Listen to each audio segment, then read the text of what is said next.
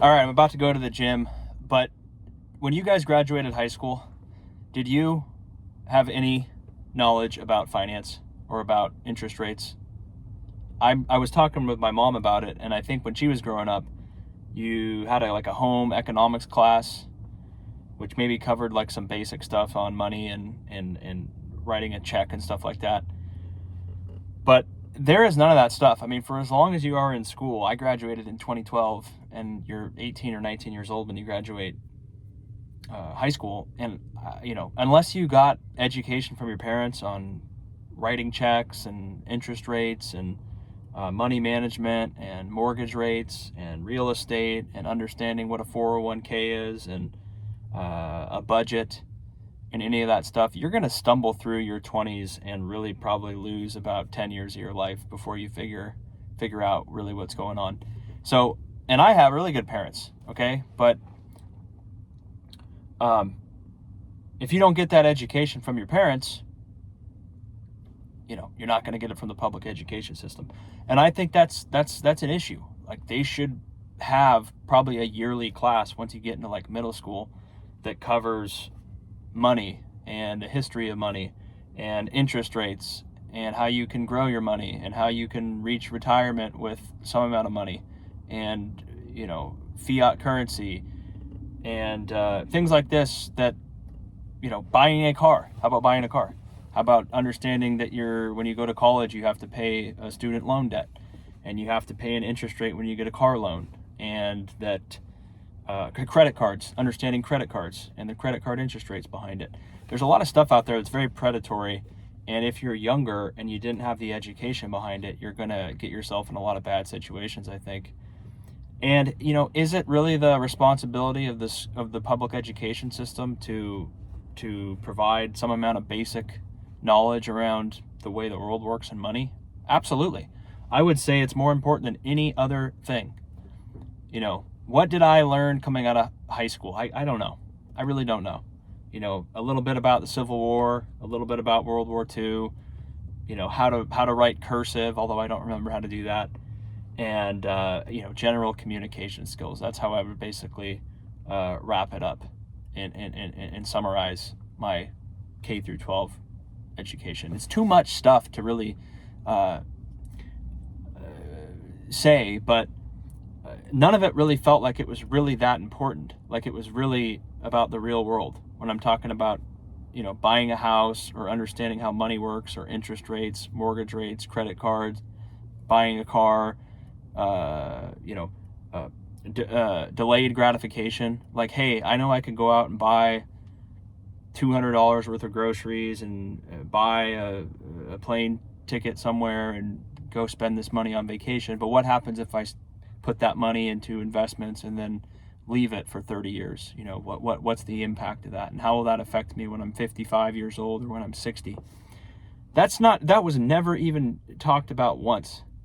And if you don't have parents who understand that and who educate you a little bit on money and how you want to budget, that's another thing, like setting a budget and things like that.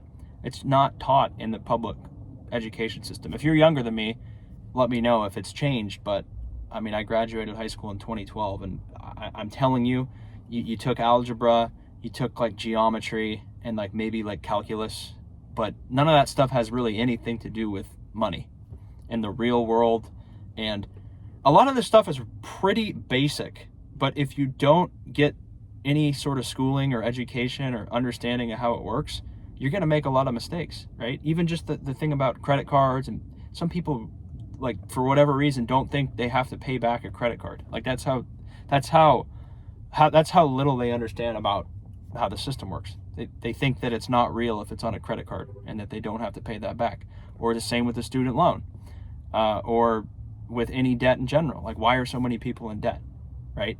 Some of it's just that people don't make enough money, but a lot of it is that they don't understand how debt works, and they don't, they just make a bunch of decisions when they're young without really understanding what the implications are.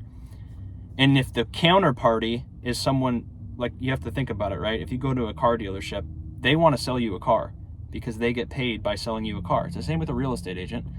They're going to probably push you towards buying the house because that's the only way they get paid. So they're looking out for their best interest, but you need to do your own or have a baseline understanding of how credit works and how money works, because if you don't, you're going to spend 10 to 15 years of your life really struggling to figure that out if you don't have the education and you're not somewhat intelligent. So what do you guys think? I mean, none of that was taught when I was in school. There was no yearly or someone that came in that was educating people on making smart decisions with money, or just avoiding making stupid decisions with money. Very little on that. And I feel like that would have been one of the most valuable things to have kind of peppered into your head throughout 5, 6, 7 years while you're an adolescent, 12-year-old, 13-year-old, 15-year-old, 17-year-old. Taxes is another thing. I didn't even talk about that. Understanding taxes and understanding that there's all these different things you have to pay into, and that if you make $20 an hour, you don't actually make $20 an hour. You're making like probably $15 an hour, and health insurance and insurance in general, understanding what insurance is, right? And how that would come into play. Like, why would we want insurance? Because if someone's house burns down, that's going to cost a lot of money. So we all pay money into a pool to protect people against really bad outcomes. Same with, life insurance, health insurance, car insurance, the same sort of idea. But no one understands this. And why do so many people drive uninsured? Because they don't have the money, but also because they never had an education around it. So they just see it as an expense and they don't want to pay it, right? So there's a whole lot of things that I think could be done differently and better. And, I think it would do a lot of good actually for the younger people to have 5 to 6 to 7 years when you're in middle school and high school, to just have one class a year, or one class a day. I think at this point would be good, where you get real world information, because people, I think, come out of high school with literally no clue about money or about interest rates, credit cards, about anything to do with debt. They all get taken advantage of for the most part and have bad experiences, and they have to go through the school of hard knocks, figuring it out on their own. And I think a lot of that is avoidable if we prioritize educating people about money. So let me know what you think. Please also let me know what was your level of understanding about money when you came out of high school? And seriously, if you would have got exposed to it for 5 to 7 years while you were younger, do you think that would have had a positive impact on you, right? Because I'm sure if you didn't have any exposure to it, that you made some mistakes with credit cards and money and not setting a budget and not understanding taxes and things like that, right? So if you understood that a lot better, I think you'd have a better outcome. But let me know. Subscribe. Please like the video. Again, I said that last time, but that's the only way YouTube will say you're doing a good job. So if you liked the video, I'd appreciate it. You can subscribe if you want. We'll see you in the next one. I got to go to the gym. Take care, and bye-bye.